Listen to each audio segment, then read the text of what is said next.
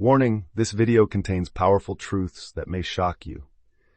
We are diving deep into historical and religious facts that have been hidden for centuries. Some of the information you're about to hear may challenge everything you thought you knew. Are you ready to open your mind and face the truth? If so, keep watching. But if you prefer comfortable lies over hard facts, this video may not be for you. Let's begin. For centuries, religious texts have been used as tools of control, oppression, and justification for the mistreatment of black people. But what if I told you that much of what was written in these so-called holy books was manipulated to dehumanize an entire race? From Christianity to Judaism and even Islam, these texts contain narratives that perpetuate lies about black people and justify racism and slavery. Let's uncover the truth behind these dangerous and hateful ideologies. Does the Bible condemn slavery? The short answer is, no, it doesn't. In fact, the Bible not only condones slavery, but encourages it in several passages. The descendants of black people, forcibly Christianized during the transatlantic slave trade, continue to believe the Bible is the ultimate word of God. But whose God? The curse of Ham, a tool of oppression. The so-called curse of Ham has been one of the most insidious lies ever told. Genesis 10:6. According to rabbinical texts, Ham's supposed crime, either seeing his father's nakedness or another act, led to the punishment of his descendants being ugly and black. This interpretation falsely positioned black people as cursed and inferior, fueling centuries of dehumanization. Even as late as the 18th and 20th centuries, this myth was reinforced by Christian and Islamic scholars to justify the transatlantic slave trade and colonialism. The idea that black people were cursed served as a convenient excuse to enslave millions and strip them of their humanity. Religious roots of racism in Christianity, Judaism, and Islam. The Bible is not the only religious text used to promote anti-black racism. The Torah, the Quran, and associated religious commentaries have all been weaponized to justify slavery and discrimination. In the Middle Ages, Arab slave traders used similar interpretations of Ham's curse to justify enslaving black Africans. The Quran, while ambiguous on slavery, contains passages that were used to tolerate and legitimize the practice. By the time Islam spread to Africa, many black Muslims found themselves enslaved by Arab masters who saw them as inferior. Christianity, through colonialism and missionary work, brought these racist ideologies to the Americas and Africa. Europeans, wielding the Bible, claimed divine authority to conquer, enslave, and exploit black people. The very text that speaks of love and equality was twisted to uphold systems of oppression, lies, distortions, and the real history of black people. Science and archaeology tell a different story. Black people were the first humans on Earth, the founders of ancient civilizations like Nubia, Kemet, Egypt, and Kush. Yet, religious texts distorted history to portray blackness as a curse.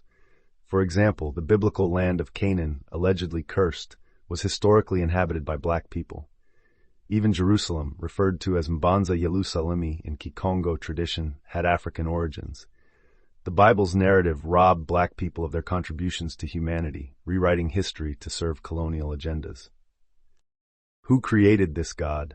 The question arises, who created the God portrayed in these texts? Was this a divine being, or a construct of men seeking to dominate others? The God depicted in these narratives seems to reflect the prejudices and agendas of those in power, white colonialists, Arab slave traders, and religious authorities. If this God supports slavery, racism, and the subjugation of an entire race, can we truly call this divine? Or is it a human invention designed to oppress? Canaan designates Palestine, today called Israel. The Bukongo teaches that the country of Canaan in the Kikongo-Pur language, that the ancestors of the Bena Congo were the founders at the origin of the country of Canaan, where they had built the priestly city called Mbanza Yerusalemi. So the inhabitants of Canaan were of the black race.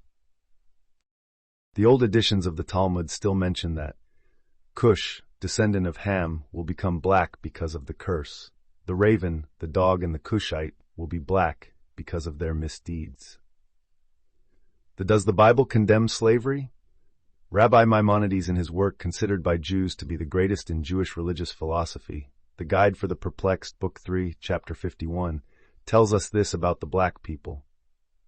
Their nature is like that of dumb animals, and in my opinion they do not attain the rank of human beings. Among existing things, they are inferior to man but superior to the ape because they possess to a greater extent than the ape the image and likeness of man. In Europe, the use of the curse of Ham to justify the inferiority of black peoples in slavery appeared in the 15th century, in Protestant circles in Holland. Georg Horn, professor of history at the University of Leiden, would be the first, in 1666, to have proposed a classification of races according to the model of the descent of Noah from Genesis. A few years later, Jean-Louis Hahnemann, relying on a commentary on Genesis by Martin Luther, evokes in a fundamentalist presentation the fact that Africans are slaves because of the curse of Ham. It is therefore in the movement of the Protestant Reformation that the use of the curse of Ham began to develop as an instrument of justification of slavery among Western Christians.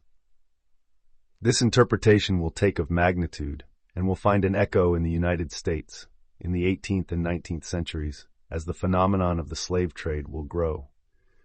This too brief history of the use of the curse of Ham to support slavery and racism clearly shows the capital importance of the Bible. Because of the Bible, people were reduced to slavery. Until recently, these Bible verses were used to justify apartheid in South Africa. This regime was not abolished until 1991. Marrons Fabrice Montero Esclavage Marronage. Bible verses authorizing slavery. God authorizes his worshippers to own slaves. Genesis 14, verse 14-15. So Abram heard that his brother had been captured.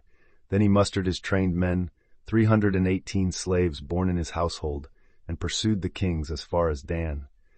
Then he divided his army against them during the night, him and his slaves, so that he defeated them and pursued them as far as Hobah, which is north of Damascus.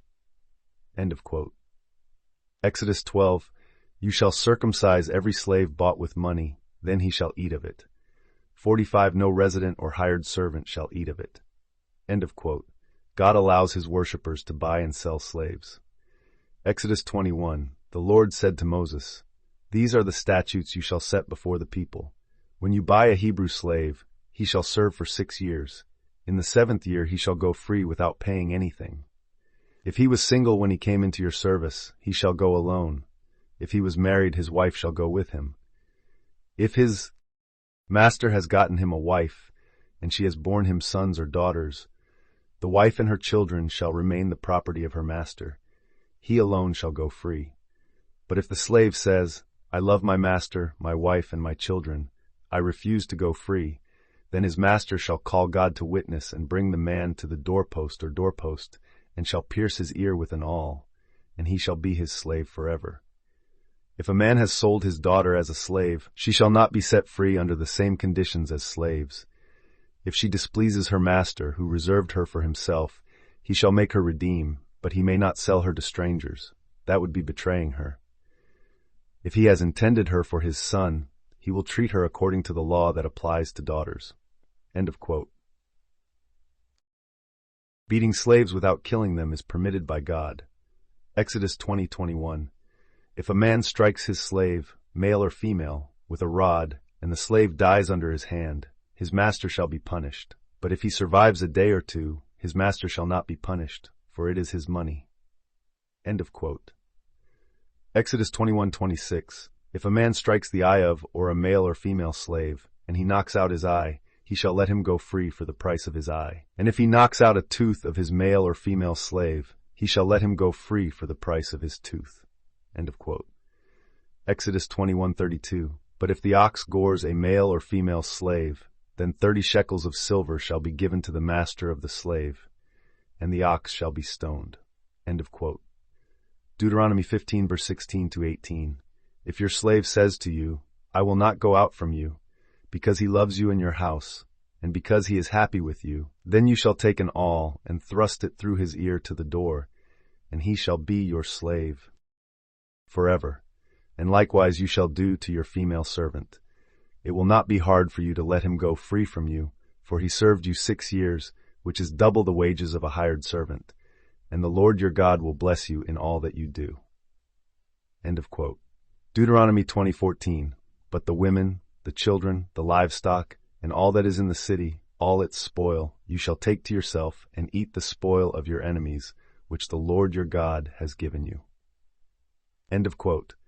1 Timothy 6, let as many as are under the yoke of bondage count their own masters worthy of all honor, that the name of God and his doctrine be not blasphemed. End of quote. Proverbs 29:19, a servant is not disciplined with words, though he understand, he does not obey. End of quote. Proverbs 19:10, it is not fitting for a fool to live luxuriously, much less for a servant to rule over princes. End of quote. Leviticus 25:50, as an hired servant, so also a sojourner, so shall he be with you. He shall serve you until the year of Jubilee. Then he shall go out from you, he and his children with him, and shall return to his own family, to the possession of his fathers. For they are my servants, whom I brought out of the land of Egypt. They shall not be sold as slaves are sold. You shall not rule over him with harshness, but you shall fear your God.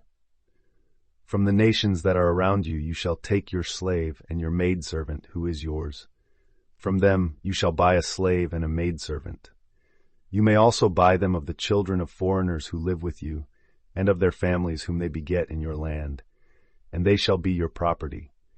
You shall leave them as an inheritance to your children after you, to possess them as a possession. They shall be your slaves forever. But as for your brothers, the children of Israel, none of you shall rule harshly over his brother. End quote. Furthermore, in another passage, God encourages Jews to take non-Jews as their property forever. Leviticus 25:39-46. If your brother becomes poor with you and sells himself to you, you shall not impose on him the labor of a slave. This recommendation suggests to slaves not to rebel against their condition. Colossians 3:22. Slaves, obey in all things your masters according to the flesh, not only with eye witness, as to please men, but with singleness of heart, in the fear of the Lord. Thus, the Jews could only be slaves for a short time, but concerning non-Jews, the Torah tells us that they must be taken as slaves, and that they will remain the property of the Israelites from generation to generation. Abraham of the Bible, like Muhammad of the Quran, was also a notorious slave trader who owned a large number of slaves that he himself had bought with silver coins, or by giving his wife for adultery, equals a real pimp. Genesis 17:26-27. That same day, Abraham was circumcised, as well as Ishmael, his son, and all the men of his house, born in his house, or bought with money of strangers, were circumcised with him.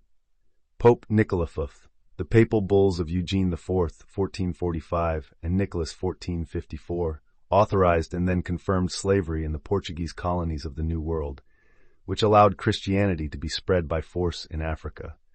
To say that the Bible is the truth is to attribute errors and contradictions to God. The Bible contradicts itself and contradicts history and science. It contradicts itself in countless places. For example, on the one hand, it is prescribed, fracture for fracture, eye for eye, tooth for tooth, Leviticus 24:19 per 24:29, and on the other, if someone strikes you on the right cheek, turn to him the other also, Matthew 5:38-42. Do not repay anyone evil for evil, Romans 12:17. The first chapter of Genesis contradicts the second. In Genesis 1, God created animals first, then man and woman. In Genesis 2, God created man first, then animals, then woman. Deuteronomy 27:22 says, Cursed is he who lies with his sister, the daughter of his father, mother's mother or daughter. And in Leviticus 18:9, You shall not uncover the nakedness of your sister, your father's daughter, or your mother's daughter, born in the house or born outside the house. While we are surprised to learn in the book of Genesis that Sarah was Abraham's half-sister, his father's daughter, Genesis 20:12. The comparison of the genealogy of Jesus according to Matthew and his genealogy according to Luke reveals many discrepancies. According to Matthew, Jesus descends from Solomon, son of David, Matthew 1:7, but according to Luke, he would descend from Nathan, son of David, Luke 3:31-32. According to Matthew, Salathiel is the son of Jeconiah, Matthew 1:12, but according to Luke, he is the son of Neri, Luke 3:27. According to Matthew, the name of Zerubbabel's son is called Abiud, Matthew 1:13, and according to Luke, his name is Reza, Luke 3:27. According to the first book of Genesis, chapters 5, 7, 11, 21, and 25, the creation of Adam dates back about 5,000 years. But archaeological excavations reveal, thanks to the use of the carbon-14 dating method, the existence of elements proving the appearance of man on Earth for more than 1,000,000 years. Deuteronomy 23:19-20. The Bible authorizes the practice of usury against foreigners. You shall not exact from your brother any interest, either for money or for food, or for anything that is lent at interest. You may draw interest from a foreigner, but you shall not draw interest from your brother. Pillage and massacre of foreigners considered as impure beings. The Bible presents us with a God who is only concerned with the chosen race of Israel, to the exclusion of other nations and foreigners, who are always the object of contempt, persecution, slavery, and massacres. Numbers 31:7-11. They came against Midian, as the Lord had commanded Moses, and they killed all the males. The children of Israel took the women of the Midianites captive, with their little ones, and they plundered all their livestock, all their flocks, and all their wealth. They burned all the cities where they lived and all their enclosures. Joshua 6:16-24.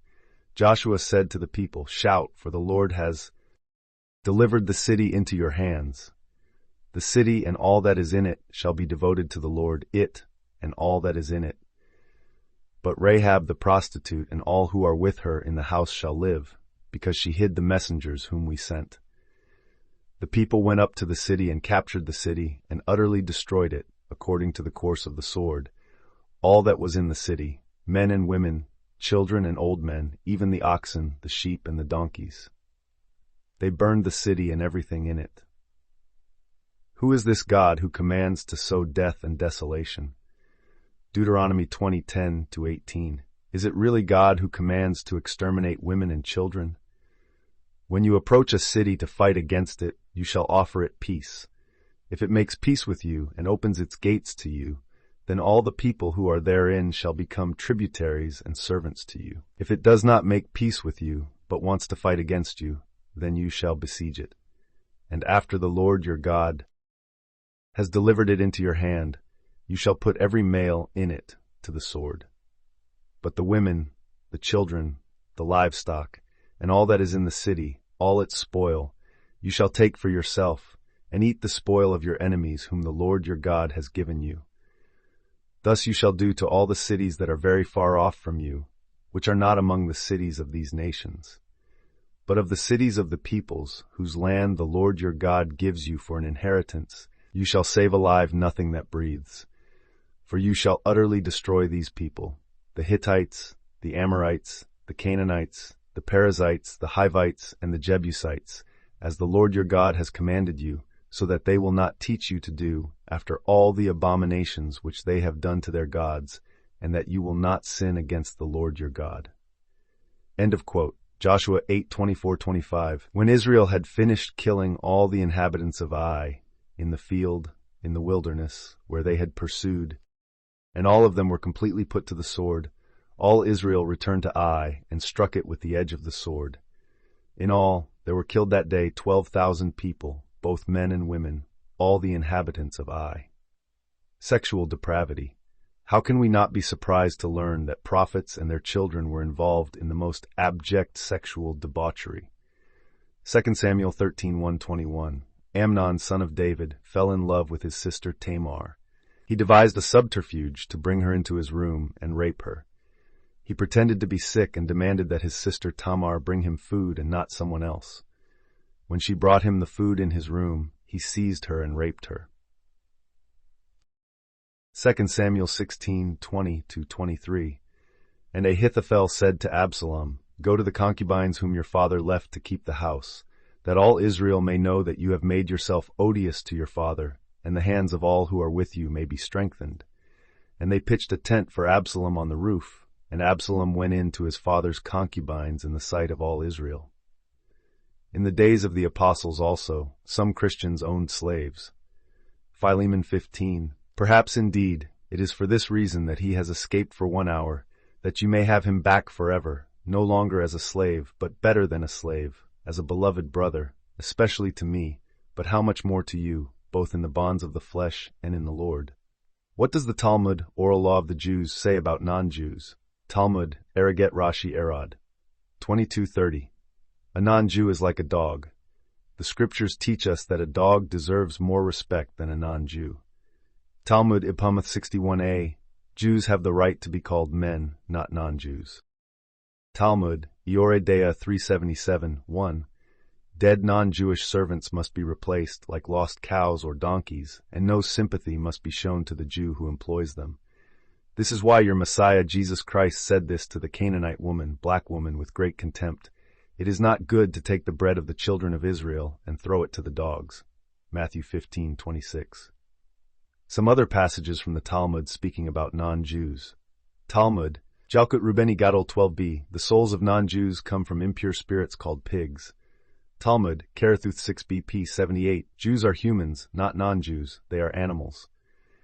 Talmud Kethaboth 1nb. In interpreting a psalm, a rabbi says, the psalmist compares non-Jews to unclean beasts. Talmud, Orach Chaim 2:25-10. Non-Jews and animals are used equivalently in a comparison. Talmud Shene Lukoth Haberth 250b. Even though a non-Jew has the same appearance as a Jew, they behave towards Jews in the same way that a monkey behaves towards a man. Talmud, Tosafot, Jebamoth. 98a. All the children of the Goyim are animals. Talmud Zohar the 664b. Non-Jews are idolaters. They are compared to cows and donkeys. Talmud Orach Chaim 57, 6a. One should not have more compassion for non-Jews than for pigs when they are sick in the intestines. Jews may steal from non-Jews. Talmud, Baba Bathra 54b. The property of a non-Jew belongs to the first Jew who claims it. Talmud Baba Kama 113a.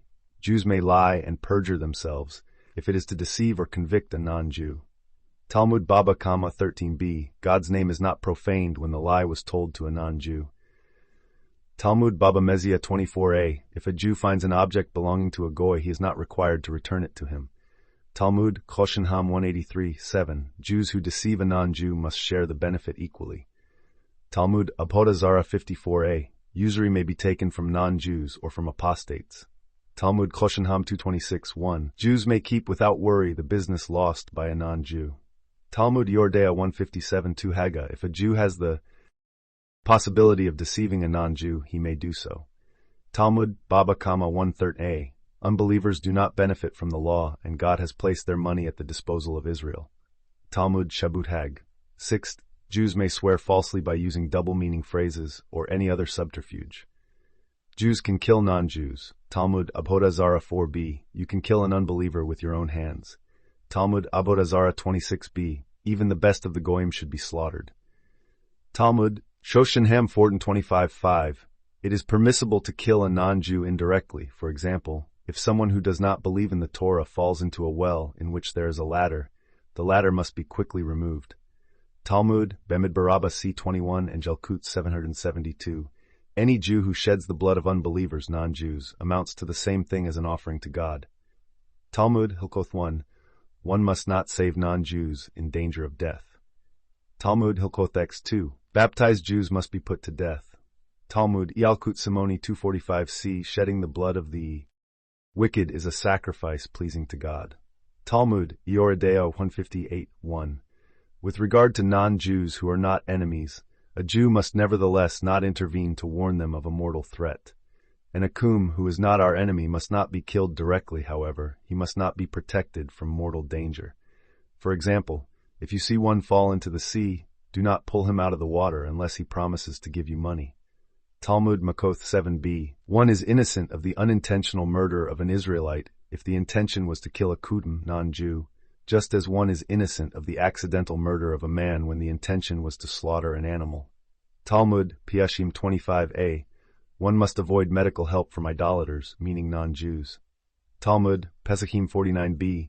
It is permissible to behead Goyim, non-Jews, on the Day of Atonement for sins, even if it also falls on the Sabbath. Rabbi Eliezer said this: It is permissible to cut off the head of an idiot, a member of the people of the earth, Pranitis, that Talmud Sanhedrin 57a. If a Jew kills a non-Jew, he will not be condemned to death. Talmud Sanhedrin 58b. If a Goyim, non-Jew, strikes a Jew, he must be killed, for it is like striking God. Talmud Sephiro Israel 177b. If a Jew kills a non-Jew, it is not a sin. Talmud Zohar 25a, non-Jews must be exterminated because they are idolaters. Talmud Zohar 28b 39a, the best places in heaven are for those who kill idolaters. Talmud Zohar Sek 64b, the birth rate of non-Jews must be materially reduced. Talmud Sefer Ikarim III c25, it is permissible to take the body and life of a non-Jew. Talmud Zohar the Sek 43a, the extermination of non-Jews is a sacrifice pleasing to God. Mikhail Massa answers, Asia and Africa were colonized by the West. Asians sought to acquire Western technology while keeping their languages, their cultures, their ancestor gods, their traditional religions, etc. 30 years after independence, Asians have made progress in development, while Africa has gone backwards. While the Negro Africans sought to become black-skinned whites by abandoning their languages, their ancestors, their cultures, their ancestor religions. Deported to America by the European slave traders, the blacks sought to become black-skinned whites by trying to erase all traces of negritude and to become real parrots in the art of imitating even the way whites cry and laugh. After more than 2 centuries of vain attempts to whiten, the blacks who are always rejected by the whites ended up letting themselves be thrown into the void, into nothingness.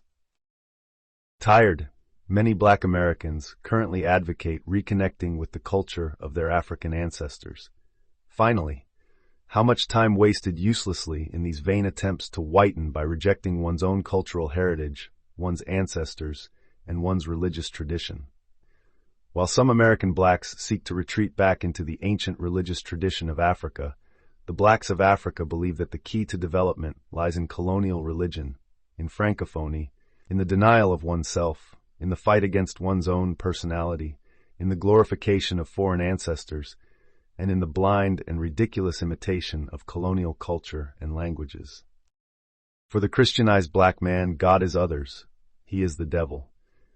Because the colonial church taught him that nothing good can come out of the head of a Negro. The Christianized black currently prefers utopias, slogans, and blind fanaticism instead of spiritual intuition, logical reasoning, and evident facts. It is the whites who must resonate in his place. He must believe everything his white master says.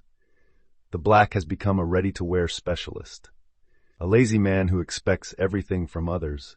It is the others who must think in his place. It is the others who must grow rice for him. It is always the others who must be the messengers of God that he, the black, is obliged to worship, even when these messengers call him dog. Jesus and the Canaanite woman. The Canaanites were blacks. All historians specializing in the history of the peoples of the Middle East know this. The Christianized black man has become a sardine whose thinking head always remains in Europe and in Israel. This is what we become when we persist in eating headless sardines made in the West. The black intellectual has become a doctor, professor, afraid of the rehabilitation of Negro African languages. Because, for a certain category of professors, not all, take away French, English, German from them, and they have nothing left as sciences. The black pastor, the African bishop, is afraid of the authentic truth. Deep down, he agrees with Bantu truth. But in the church, he denigrates Bantu truth because he thinks, if the Negro African religion were to triumph, what would become of me? I risk losing my very lucrative position. I risk losing my position, my privileges. Thus, for reasons of personal and selfish interests, African pastors and bishops sacrifice the culture of an entire continent. What lessons can these bishops give to African politicians? The fear of bishops is a false fear, because nothing threatens their positions. They serve a religion whose doctrine is a mixture of Western tradition with that of the Middle East. Since they serve a syncretic doctrine, who prevents them from adding a certain African note to all this? The Bantu truth is there to provide them with the fundamental and sure notions they need, but nothing is done. Because they are waiting for the white bishops, their study colleagues, to come and do this for them, the doctors of theology. Heaven has decided the cultural rehabilitation of Africa. Those who resist this current will be swept away. While all the bishops who succeed in adapting to the new vision of the eternal truth will survive and will maintain their rank with much more honor and glory. I know what I am talking about. The truth has been hidden for too long. Religion was used as a tool of oppression to keep black people mentally enslaved. It is time to break these chains and return to our true roots. We must reclaim our African identity, our spirituality, and our history. Absolutely. Christianity as a system has been historically used as a tool of oppression, but within it, many Bantu people remain, good-hearted and seeking truth. The goal is not to condemn individuals, but to awaken them, to help them see how their spiritual roots were erased and replaced with foreign doctrines designed to control them. The Bantu people have always had a deep, powerful connection with spirituality, a connection that existed long before colonial religions arrived.